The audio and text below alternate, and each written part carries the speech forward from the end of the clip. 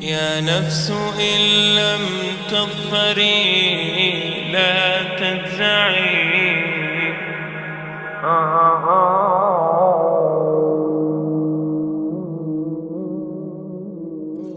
All the praise is for Allah, who is the author of all existence and the most generous to his creation, while he is also the all-compelling. He is the only one worthy of our worship, having no partners, no associates, no sons, no daughters, no one whom he must consult, and no one or anything which has any comparison with him. All the praise is for Allah, who is the King of all who claim sovereignty, the only one who has the right to legislate for his creatures. He is the giver of life.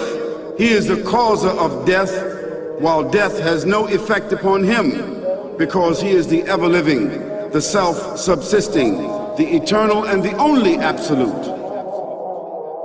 All the praise is for Allah, who has power over all things, and there is in reality no power and no strength, no influence to cause benefit or detriment except through him.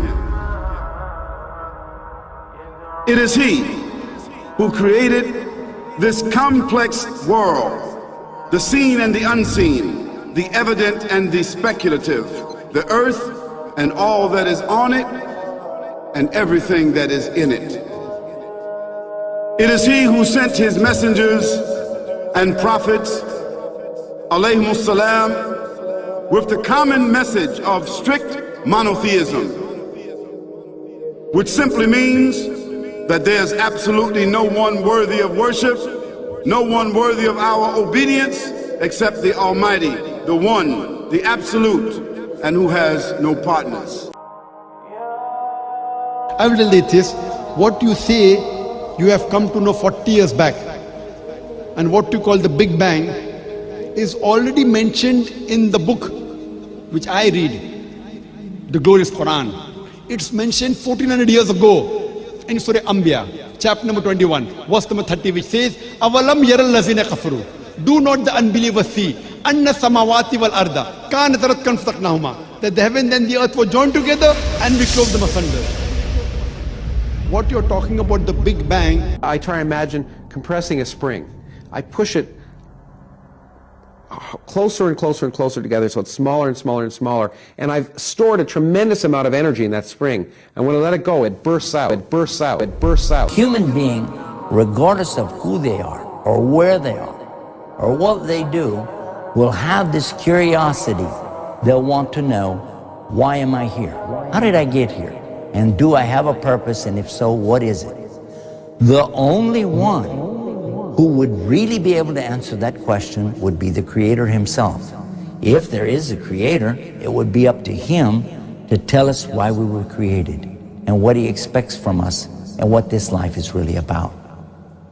Allah has shown the people from the time of Adam until right now, has shown the people what he wants from them. And it's a very simple thing, and that is that worship be for him alone without any partners. In fact, we know this life to be a test from Almighty God. That's why we're born, and that's why we die, because there has to be a beginning and an end for us to be tested on. The next life, after this life, no one will ever die again. A bad person or a good person. Both are brought back, and they continue to live in the next life, either in good shape or not so good shape, depending on how they did on the test. the worship of the God of Abraham. That was what was taught by these prophets.